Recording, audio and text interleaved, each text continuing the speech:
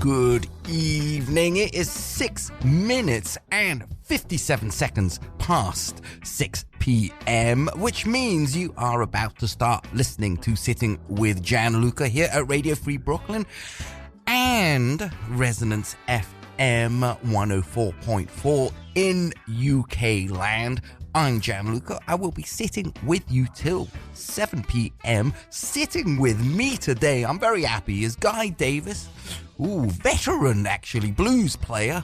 And we'll be talking about all sorts of things. So I'm going to start off, well, first of all, a quick hello and thank you. I'm going to play something of yours so to start things off. But thank you for sitting with me, Guy.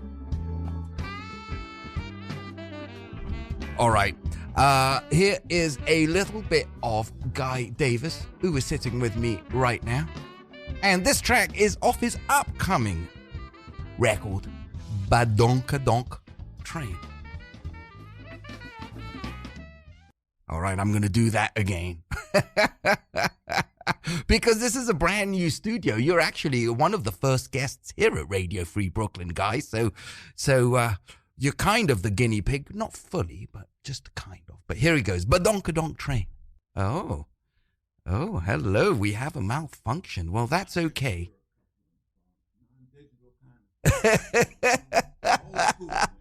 Old school, yeah. Well, I used to think I was old school, and then I realized that I am just old. So I'm going to do this instead. I'm going to play The Loneliest Road That I Know by my guest, Guy Davis, here at Sitting with Gianluca.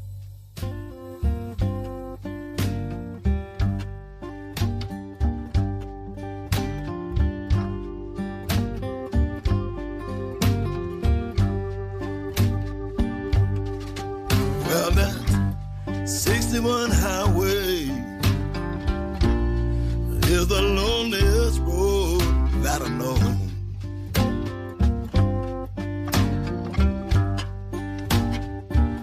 Yeah, well, that 61 highway is the loneliest road that I know.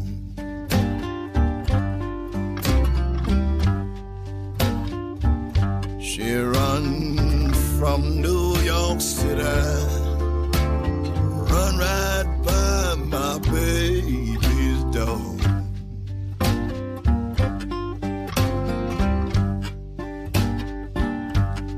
Yeah, some people say, they say the Greyhound buses, they don't run.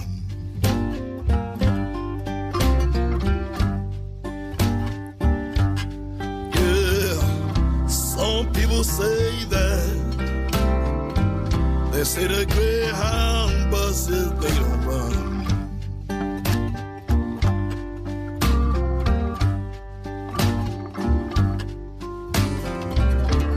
You ought to go to West Memphis, baby, look down Highway 61.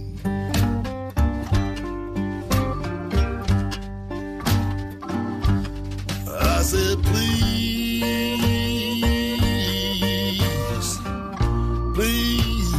see somebody for me.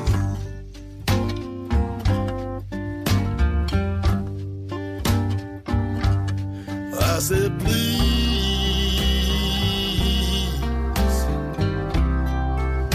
see somebody for me.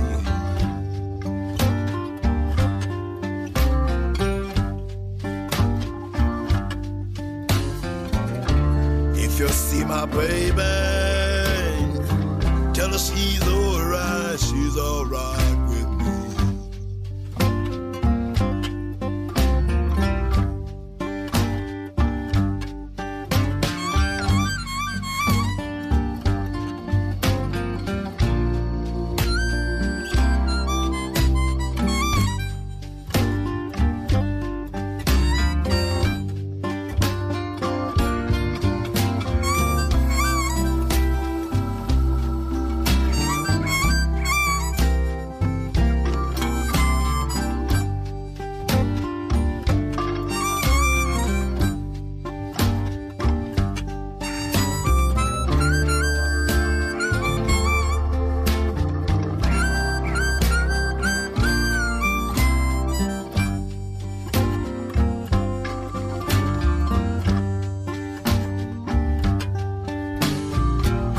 I should have to die, baby,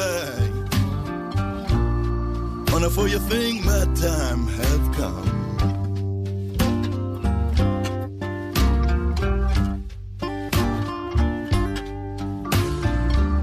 If I should have to die, baby, wonderful you think my time have come.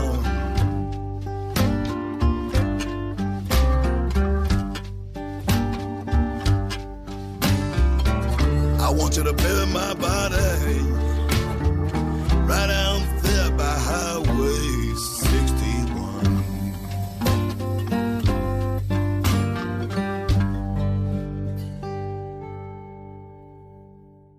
All right, well, Guy Davis sitting with me today. Thank you, Guy. Thank you so much for joining me. Let me get your mic up. There you go. All right. Yes. All Testing right. 1, 2. Is this thing on? Yeah. Hello.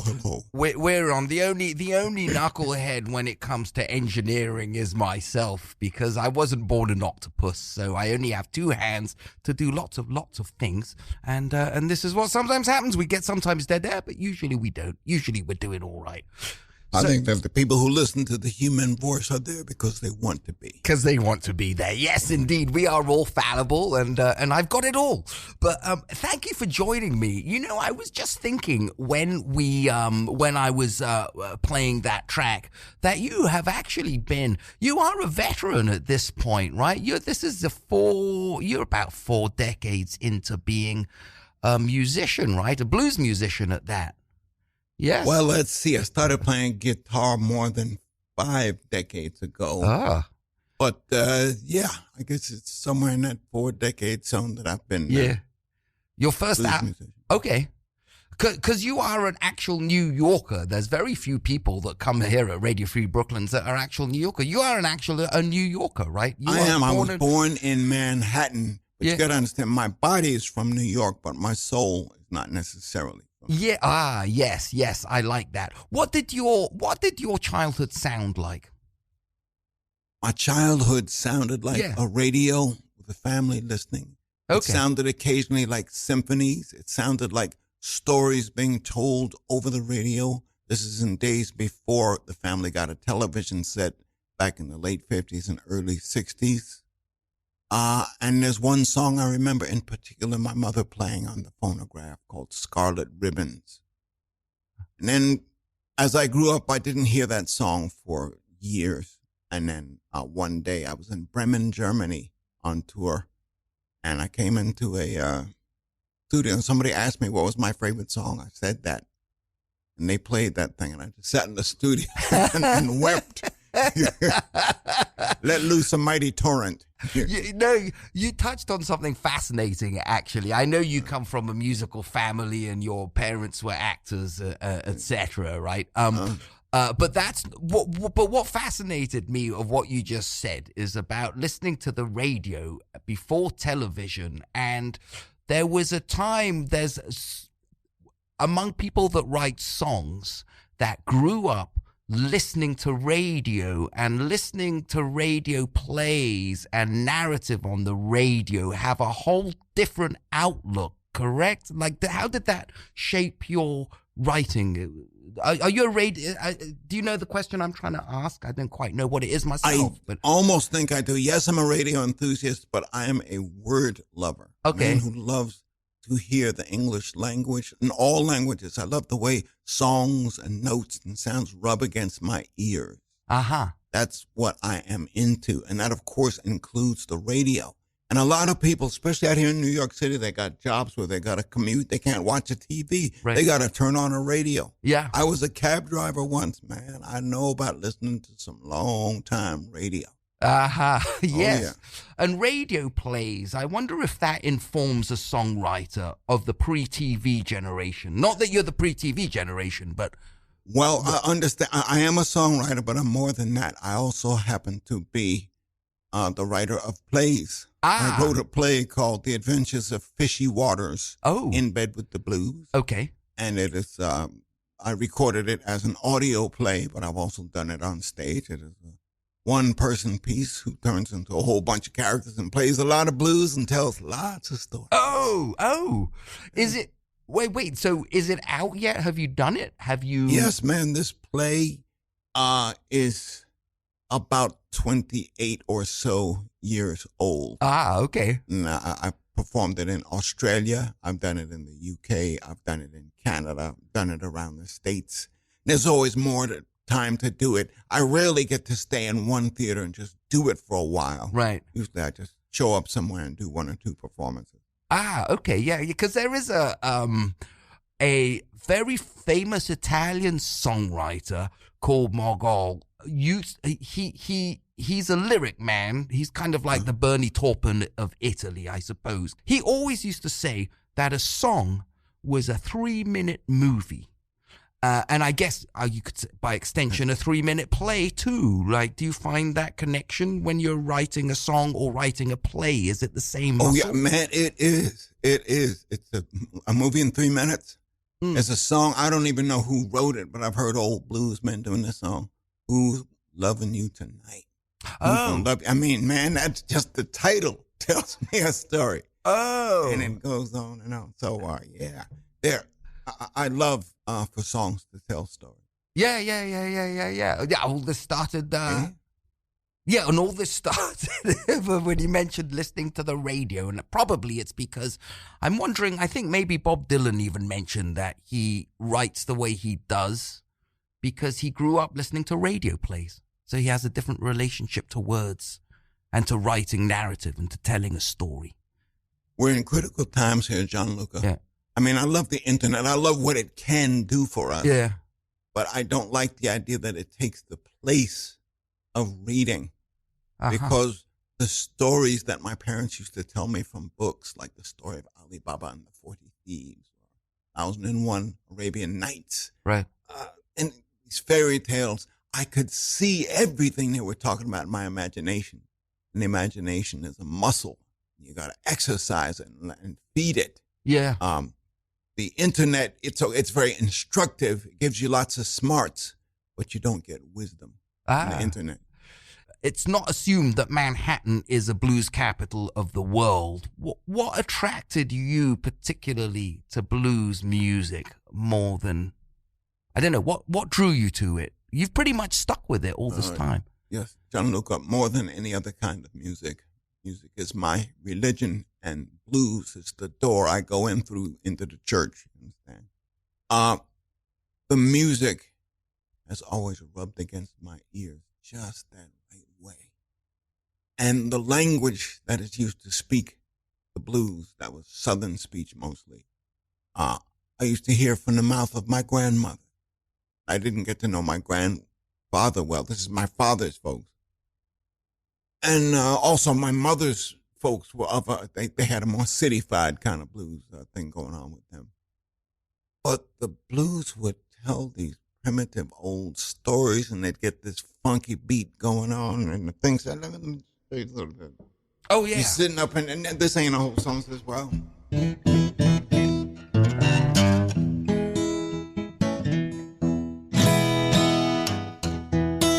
Well, sitting there looking out the window, look like the clouds gonna make some rain.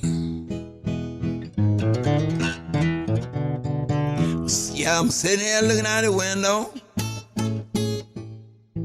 look like the clouds gonna make some rain.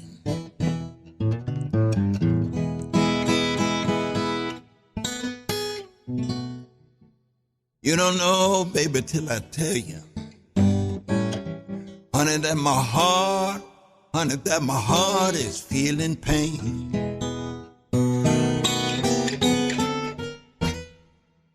Baby, don't you leave me.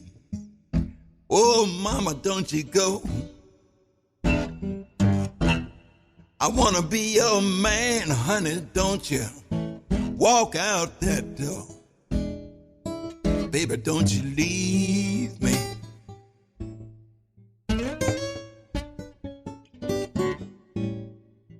Honey, don't you go. Well, you get that here. You just take simple scenarios, simple sets of words, and it's like you open your heart. Yeah. And in the blues, there's a kind of preaching going on. It may be secular, may be about your woman, may be very sexual, but it's like preaching. The man standing there declaring what's in his heart. For some people it's religion, for some people it ain't. Oh yeah, and actually, interestingly enough, you picked a fantastic song to break us in, because that speaks a little bit. It's very visual what you just sang, and there you go, the 3-minute play or the 3-minute movie right there in blues music. Well, you made it so easy. I'm sitting here, and there's your window. I don't see the rain, but I did hear something in the weather today. Yeah. I got stuck on that, and we'll move on to something else, I promise. But Delmark Records is the oldest record label, independent record label, I think, in the world, actually. And Bob Kessler used to say that blues music, jazz music is the singer is a vocalist, and the words are, it's not really T for two, two for T, me for you for me, and all this. But he said, blues music is actually, it's a story. They're songs. They're storytellers. And there's this fascinating intersection between blues and jazz, maybe older than both of them. I'm not sure. But there was a time when the voice was in command of things, I guess back in the 1800s somewhere, maybe in the black southern areas. And the instruments would come along. They would play with the voice. They'd play the harmonies. They'd play the beat, the rhythm, and there were specific melodies. And once in a while, they'd get to solo. And then I think the musicians got together without the vocalists, and they said, hey, man, let's see how far we can go. And the musicians found that maybe they couldn't tell the story with words, but their melodies could go places that the human voice does not easily gain entry into. And so they could experiment. They could craft melodic lines. You get people like Louis Armstrong playing these choruses of jazz with no words, sometimes with words, but even with no words, and the audience was rapt. They would make him have to take like 10 encores because they were so into watching him let his horn explore and hit those high notes, and it's just a way it gets into you. Yeah. So, and the blues, of course, kept continuing and evolving, and jazz and in certain ways they began to spread apart, but they always had place together too. I'm just wondering, because you're also a historian. Well, do you want to play something first before I get deep into something? You brought something up that I want to get deep into. Do you want to play something on the guitar, or shall I play something off your records? Let's see what you got. I can play anything you want. Let me see what comes up on the Guy Davis. Do you have a particular? Oh, okay. Well, let's see. There is a song I wrote called Kokomo Kid. Ah, yes, I love that track. My alter ego. Ah, yes. Do you want to, I love Kokomo Kid. I played this, I think, last week, and it's possibly my favorite song of yours, actually. Oh, that's good. Okay, well, there's a lot went into that, including rap, which my son helped me to learn how to execute properly. That's the same son who was snarking at me in the Uncle Thomas Dead song. Yes, I know. But now, Kokomo Kid, if you have time, quick background. Yes, absolutely. Kokomo Kid is the name of a black man born in the 1800s, never was a slave, and his job was to deliver coal to the White House, Washington, D.C. But he was part of the shadow government, because after he dumped the coal down the chute, then he'd send nose powder down there. That kind, not the kind that a woman uses in her boudoir, but the other kind of nose powder. And then alcohol, exotic alcohol from all around the world, even in times of prohibition in the 20th century, would go down that coal chute. And then women would go down that coal chute 2 at a time, 3 at a time, head first, wasn't married to anybody in the White House.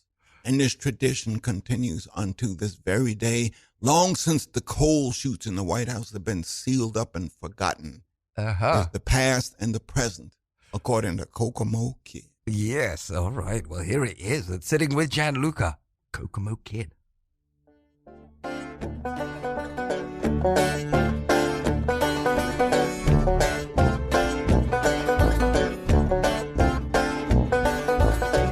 Prohibition was the law of the land. politicians knew we didn't understand that drinking was the way that laws got made. They got laid and bribes were paid. When the white bootleggers got sent to jail, nobody couldn't come go their bail except for Kokomo. Kokomo Kid. I'm talking about Kokomo. Kokomo Kid. Now when liquor got cut down, the government almost shut down. They needed a bag man who looked like a rag man, who better than a black man to come serve the white man his hoochie-fied liquor a whole lot quicker than a white bootlegger could do. They call me Kokomo. Kokomo Kid. Call me Kokomo. Kokomo Kid. Buckskin mama got her very own drama, come down from the mountain with the money that she counting for the governor. Others stayed down south on the bottom when I got him, when I shot him in the foot, trying to keep his size 10 out his mouth. They call me Kokomo. Kokomo Kid. My name is Kokomo. Kokomo Kid. Come get the shovel, dig a hole, Papa, come get the shovel, dig a hole in the ground. I was living in the rough, I was living on the tough, I was lifting up the lid, I was living off the grid, but then they found me. They wanna use my skills, gave me money so I could pay my bills. They call me Kokomo. Kokomo Kid. They call me Kokomo. Kokomo Kid.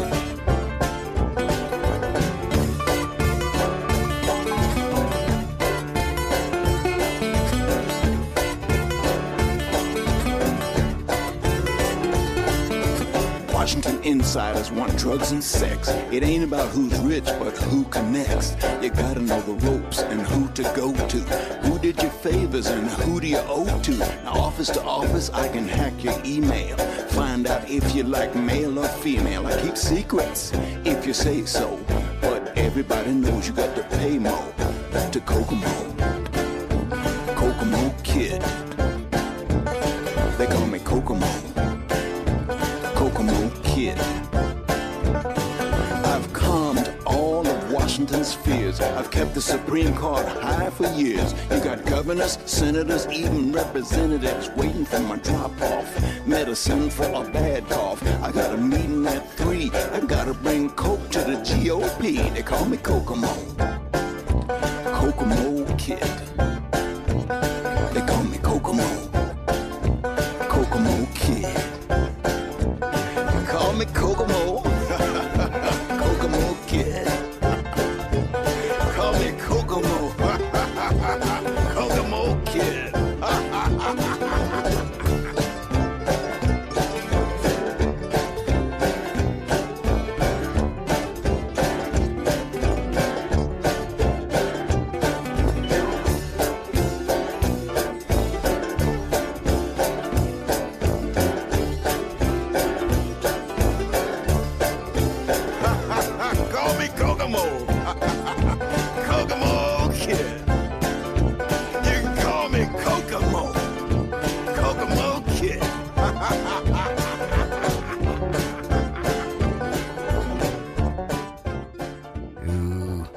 Kokomo Kid, which is the reason, there is the explanation why so many people want that horrible job of being president.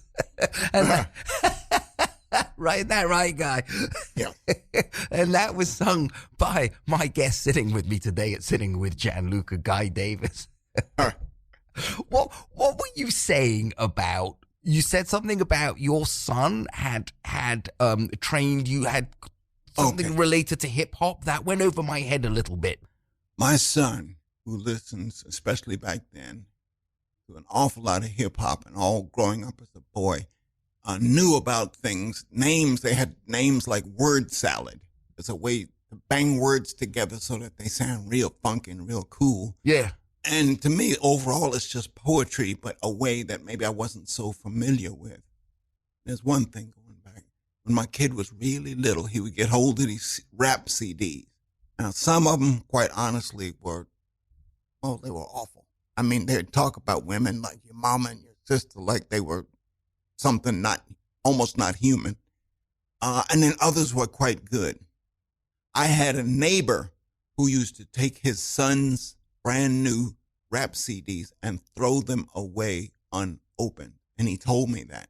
So I promised myself I would never do that to my son, that I would always listen to what he showed me at least once. And I would tell him if I didn't like it and didn't want to hear it anymore. And I'd say why. But then what I did like, I'd tell him that too. So as I was composing Kokomo Kid, the story of this black outlaw who was, the kingpin to get stuff going in the white world, he helped me with the sense of how to bang the words together. He didn't compose the song with me, but he showed me ways that I could kind of speed the rhythm up, slow it down, that sort of thing, and still come out with a song. Could it be said that hip hop is the blues of the late 20th century? It fills the same purpose as blues? I think you could say that. Okay. I believe, I ain't no expert, but they talk about the same thing. They talk about the law. They talk about alcohol and drugs, getting caught making illegal stuff, and about women. Yeah. So there's room for improvement in all those things. By the way, dear listeners. Yes.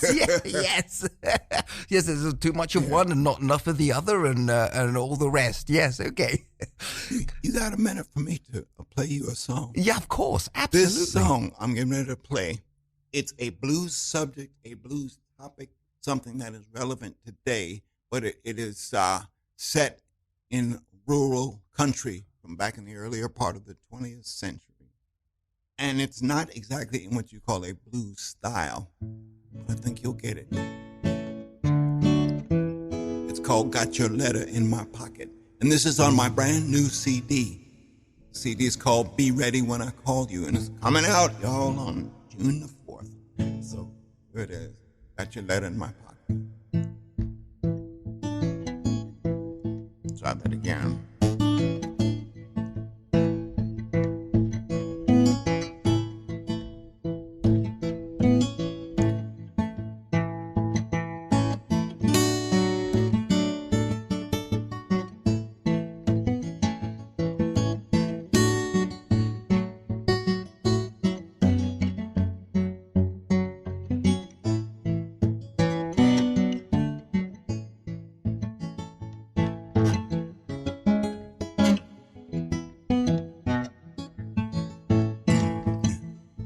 Got your letter in my pocket, and your face stays on my mind. Well, I heard that you had a baby, but I didn't know the child was mine. No, I didn't know the child was mine. There've been days when I've gone hungry. There've been nights I've slept out in the pouring rain. There've been times when I spent hiding. I was scared somebody would call my name. I was scared somebody would call my name.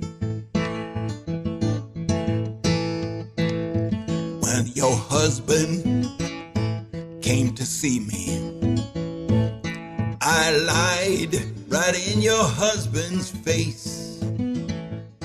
I told him that I did not love you, and I didn't want to take his place. No, I didn't want to take his place.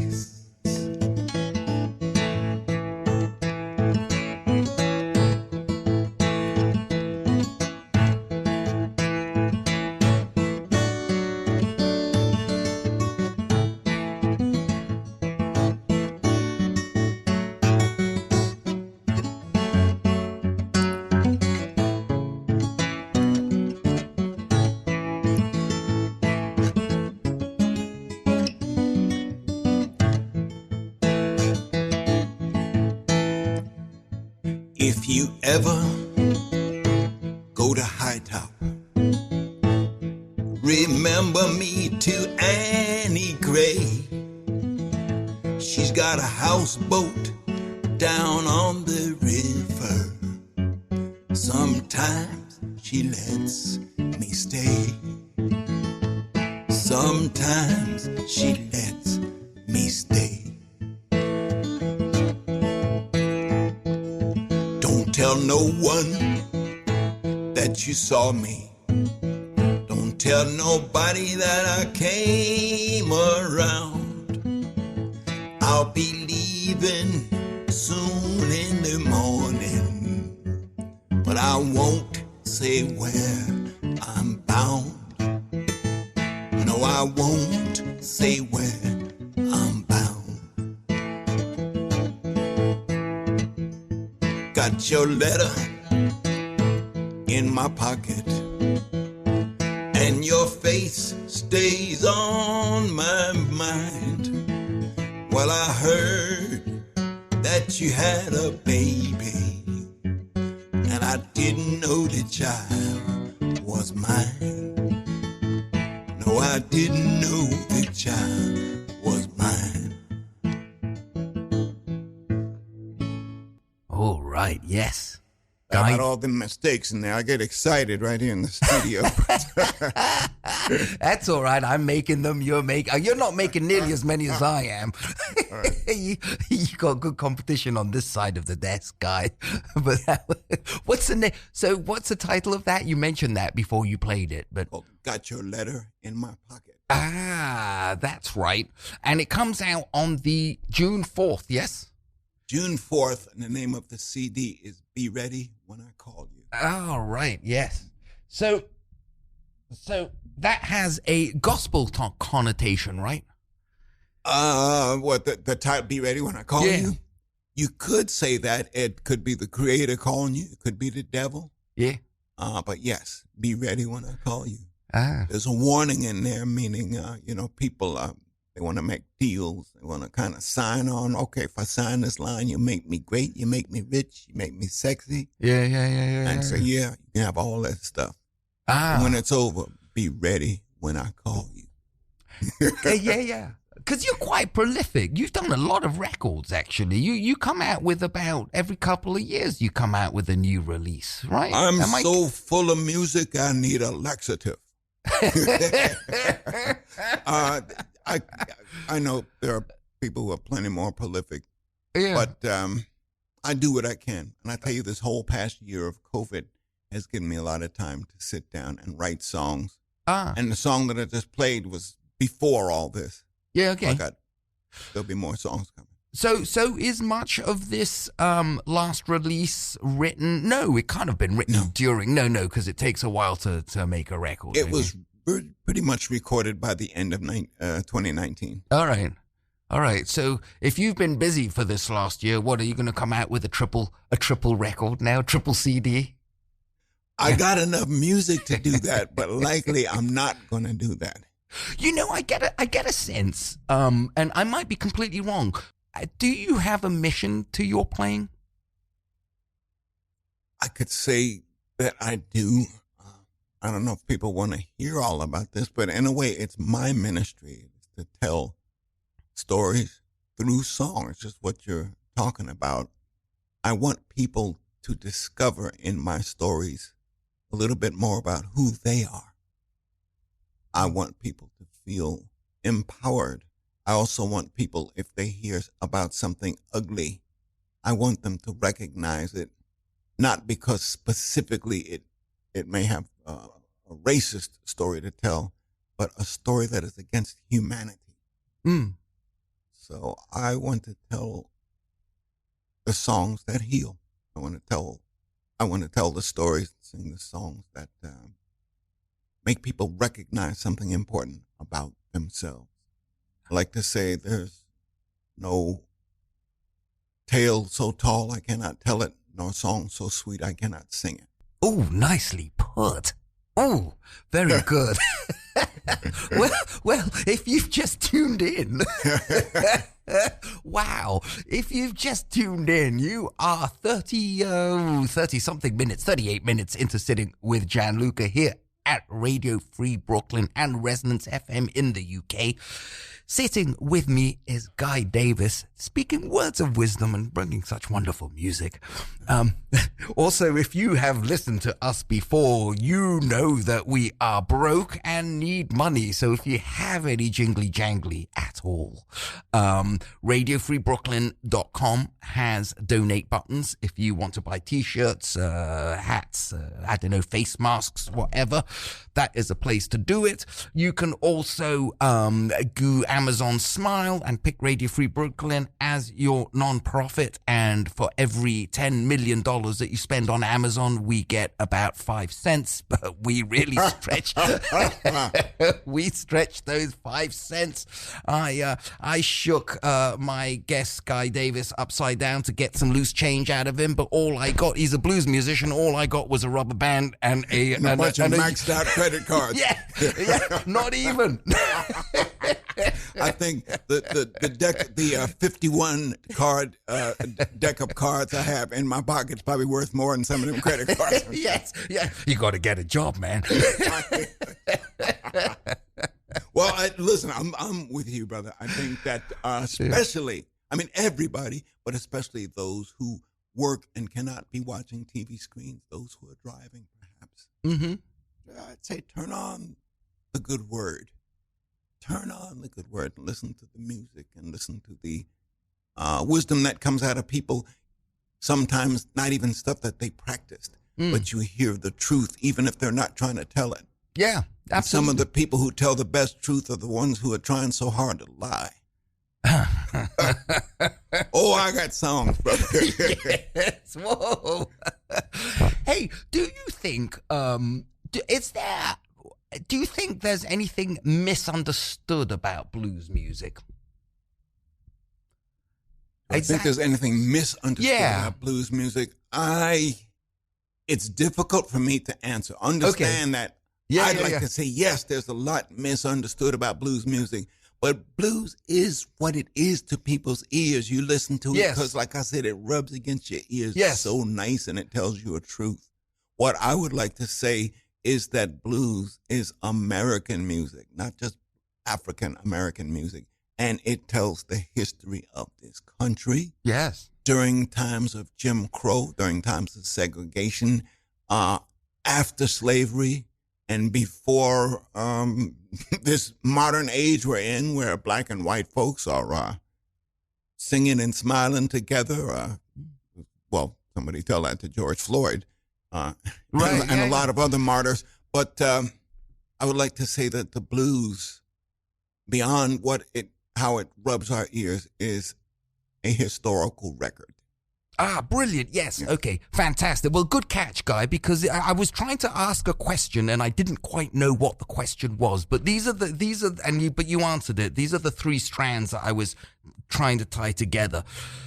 Number one, there's not that many black folks playing blues music anymore. It sort of seems to not be a black music anymore. But then I was also thinking that it's possible that blues musicians of the time of the 30s didn't play that much blues. They were more buskers. They had sort of more of a bigger palette. The musicians played whatever people were listening to. Robert Johnson knew some pop songs. Oh, sure, yeah. And they played whatever was going to make some money. Yeah. And the blues sort of died out. But then suddenly in about 1959, 1960, folks started looking for the old bluesmen and revived it. Mm-hmm. Yes.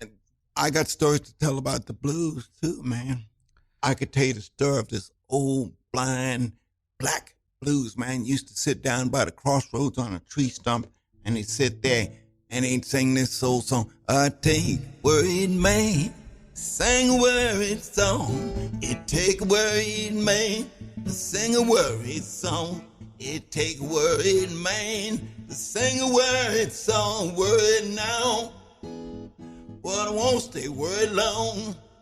And people would pass by him, and he'd have his cap out on the ground. They tossed pennies and dimes and dollar bills in his hat because they loved his spirit and the way he was singing with it, this old blind black blues man.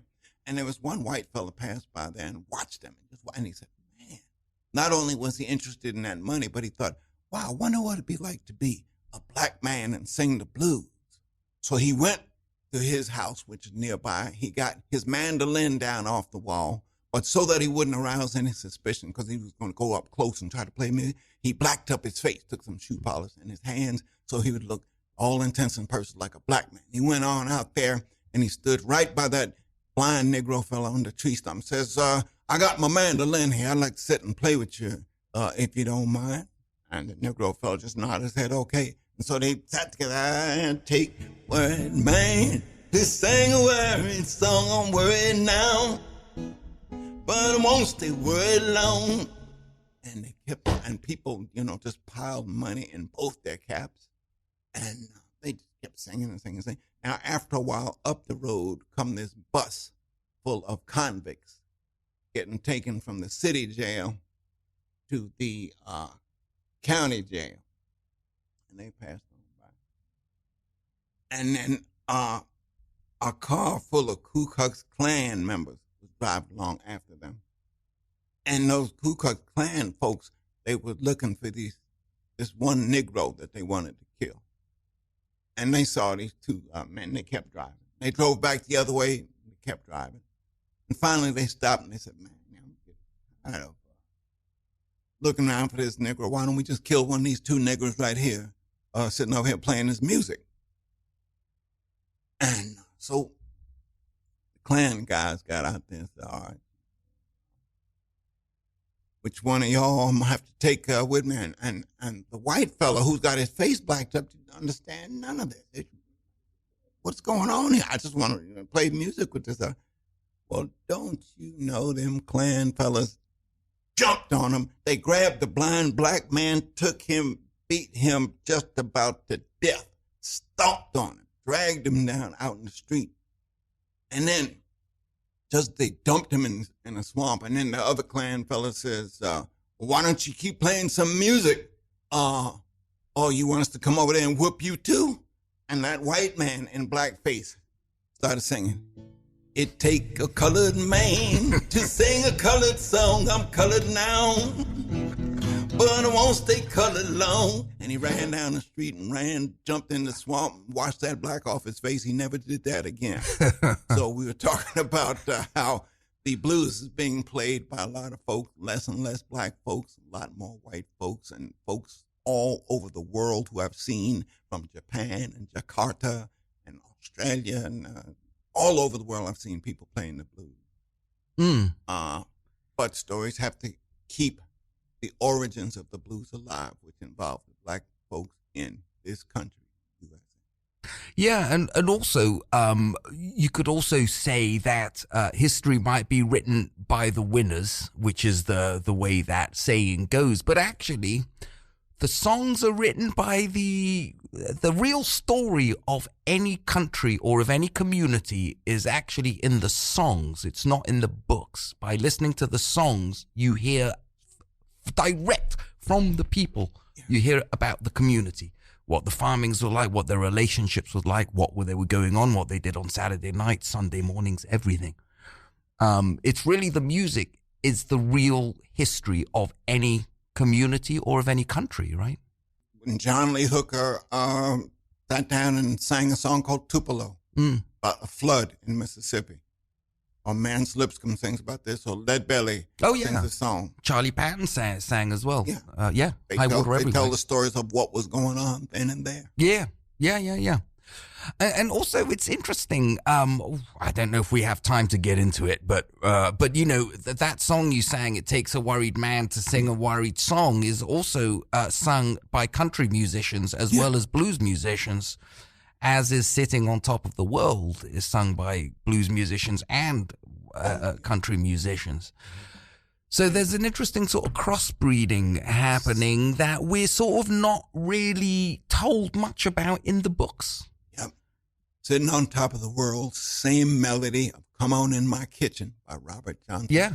And "Things About Coming My Way," Tampa Red. Yeah. So, there was a lot of crossbreeding and intersecting. I got to meet Doc Watson. Oh, yes. Caucasian blind musician who, my God, that man could Yeah, beautifully. And he could play the blues, and he could play country, and he could play the mix right in between and any variation around it. Yeah, absolutely. I love that. In fact, Bill Monroe, the inventor of bluegrass, who actually he recorded with Doc Watson as well, he learned mandolin off a black farmer and used to play with him in dances, at square dances and stuff. So there's all sorts of interesting things going on that are not in the stories that need telling, man. There are an awful lot of stories that need telling. I mean, I guess my whole theory on that is that the real history of the United States is in those shellac 78s. I'd like to think so. Yeah. Just covered history. We should probably play something a little bit. I really like the song that you recorded with your son. Okay. I play a little bit of that, and I should tell anyone that's listening that there'll be a playlist that I'll be putting up with a few of Guy's favorite songs. Okay, well, I'll just warn folks that my son's voice in this coming up recording was 13 this year. This last year, he just turned 30. So, tune's been around for a little while. Is he a professional musician? Oh, profession doesn't have to be professional. Is he a musician? No. Okay. He's a musician, but also a filmmaker. He's working on being a recording sound engineer. Yeah. Type person. Oh, well, there's always sound a spot. And video. Yeah. No, but there's a spot here at Radio Free Brooklyn. certainly when I'm here. Do you want to tell me a little bit about, or tell us a little bit about this Uncle Tom's Dead? There's not much to tell you other than the opening line. The blues is old-fashioned. It's got no passion. It's just to say that the older folks who have the wisdom get shunted aside by these young folks in a hurry to do all the new things. And I was saying before, remember, you can get smarts everywhere as you're coming up from the internet, even, but you can't get wisdom. Yeah. So make sure to connect with the old folks because they know. Rap is what's happening.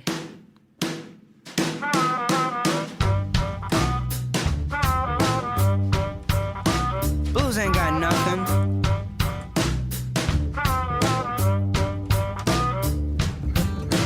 Rap is what's happening.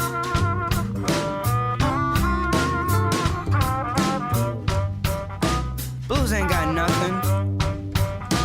Rap is what's happening.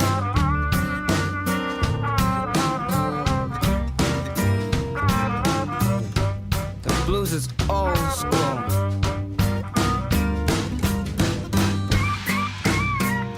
The blues is where rap came from. So what? Who cares now? The blues is what it's all about.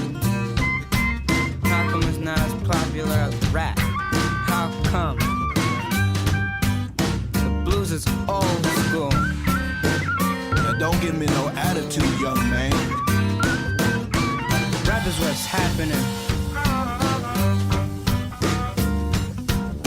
Blues is old fashioned, got no passion. It's just an old box that I throw my trash in. Makes me wanna throw up every time you show up. Everybody thinks they gotta tell me how to grow up. I put you in the kitchen, don't wanna hear no bitching. Don't start no shit, cause my trigger finger's itching.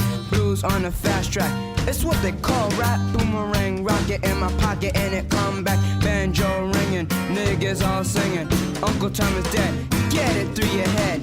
Hip-hop poetry, that's what's happening. Blues is the bucket that I use for crapping in. Now wait a minute, Junior, you're talking kinda fast. You're about to say something, make me whoop your ass. You're talking out your head, to you it's all a mystery. Blues is your legacy, you don't know history. Wear those baggy clothes on all your videos. Riding in a Hummer full of gangsters and hoes. You're trying to be thugs, you're glorifying drugs. You need to go home to your mamas for hugs. You think rapping is new and it started with you? The blues is just for white boys to listen to. The blues is in your blood, boy, you can't get away. The blues will be with you till your dying day. That's what I'm talking about.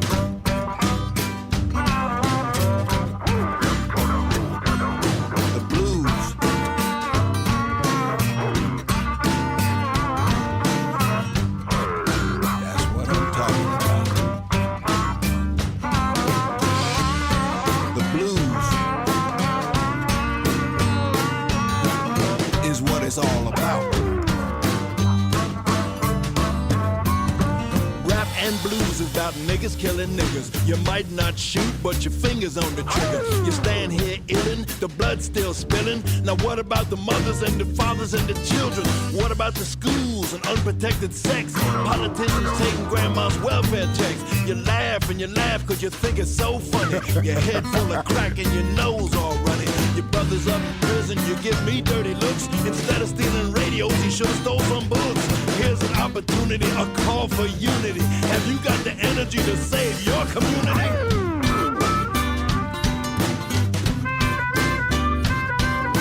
Son, the blues is what I'm talking about. The blues is what it's all about. Who cares now? Me and every other black person in America should listen to the blues. How come? Because the blues is your history. The blues is in your blood. The blues is your legacy. The blues is your legacy. The blues is your legacy. Legacy, legacy, legacy. That's what I'm talking about. The blues is old school. Wait a minute, fella. You talking about where rap came from. The blues is where rap came from. So what? Who cares now? Now don't give me no attitude, young man. I'll give you an attitude, old man. What you gonna do? What I'm gonna do? I'm fixing to whip yo. That's what I'm gonna do. I'm so scared of an old man.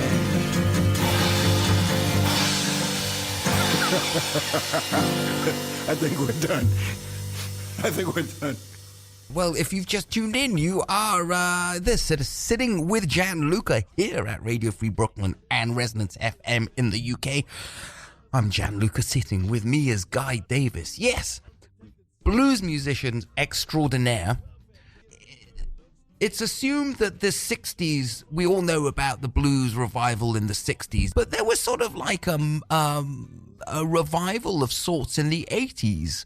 Wasn't there, like a New York City blues scene, right? Yes, and you got to understand, the more it's into the revival, the more the blues sounds like Buddy Guy and B.B. King and Stevie Ray Vaughan. Yeah. But the blues didn't always sound like that, man. When Lead Belly and Lemon Jefferson had hold of it, they'd play songs you might not recognize as blues.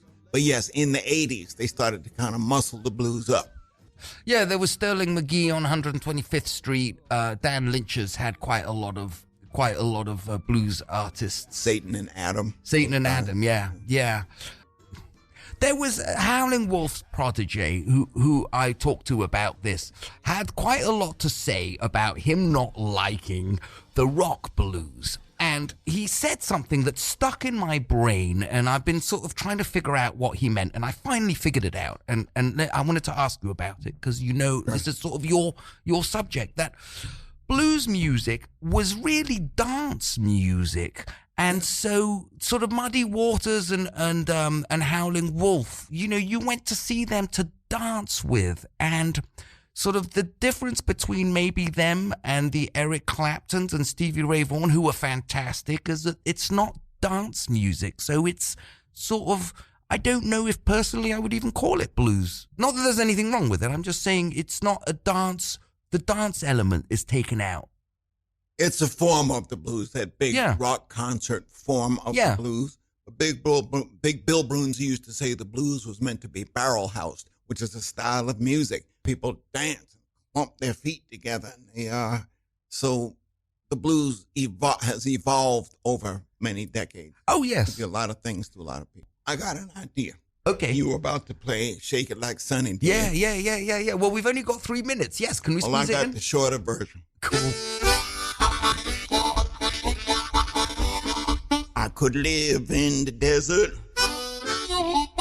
I could crawl through the sand. I could swim in the ocean or walk on dry land. But when it comes to making music, I'm the kid and I'm gonna shake it like Sunny did.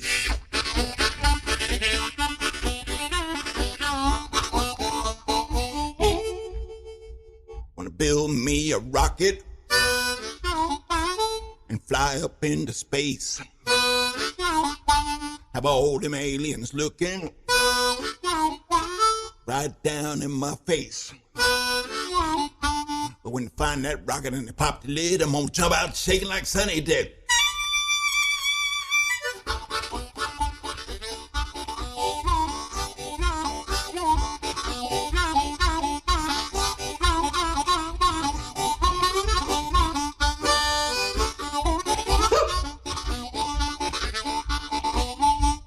I like to drink bourbon when I sing the blues,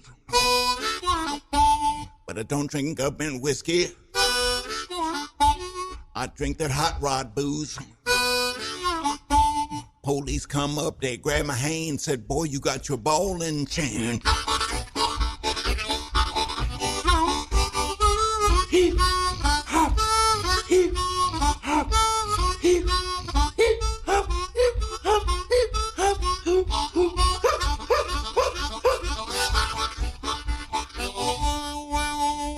The judge looked at me,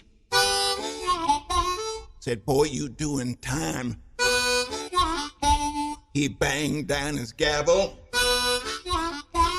and he gave me 99. His wife spoke up, don't give him a bid, cause that man shake it like Sonny did.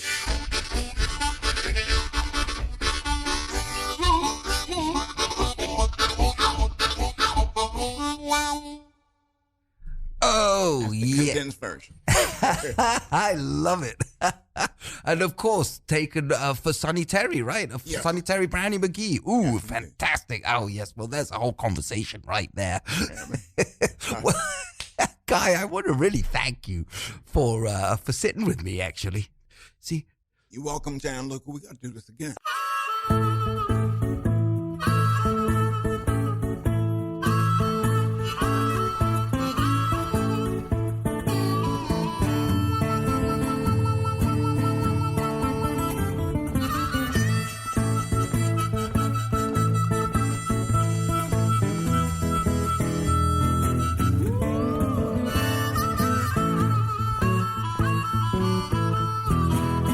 Well, when your mind gets worried and your shoes get thin, you don't know where you're going, but you do know where you've been. Walk on, walk on, walk on, walk on. I'm gonna keep on walking till I find my way back home. See so many people happy, I can't get used to happiness. Maybe it's true that happiness is not for me, I guess. Walk on, walk on.